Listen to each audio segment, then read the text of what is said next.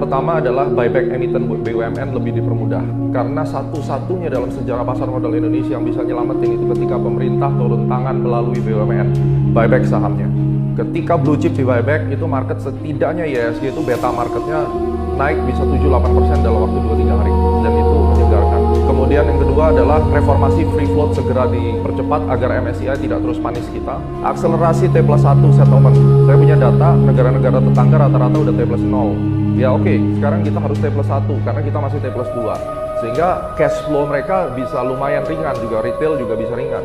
Cegah nomini, transparansi untuk khususnya investor asing dulu. Karena saya curiga investor asing ini pakai nama-nama nomini untuk ngedam barang di market.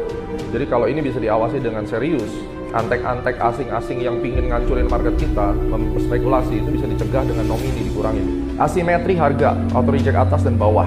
Indonesia ini sejak COVID nggak berubah. Jadi kita asimetri dan secara riset itu mengatakan asimetri daripada papan bid dan offer itu jelek buat market kita. Dan ini dianggap intervensi yang berlebihan oleh asing. Kalau bisa disamain aja, mau turun 30 naik 30 sekalian. Sehingga kalaupun kita harus didiskon 40%, nggak perlu terlalu lama. Selesaikan turun 40% dalam 2 bulan, habis itu udah selesai. Itu lebih baik daripada dicegah. Unusual market activity, itu nggak fair. Kalau saham naik terus, dikasih unusual market activity. Kalau turun terus, nggak pernah ditegur. Akhirnya investor juga malas juga kan, kenapa nih naik kok dibatasin? Padahal ini harusnya kalau dibikin equal, treatmentnya akan sangat membantu.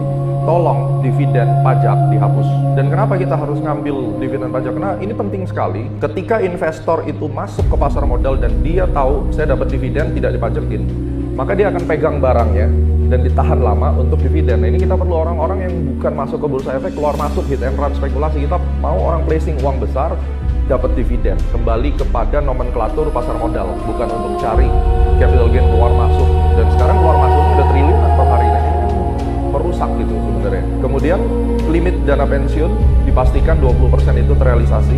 PPh final untuk pasar berjangka dan kripto. Karena di negara lain kripto itu capital gain di Singapura sudah 0%. Ini akan sangat penting untuk memperkuat rupiah.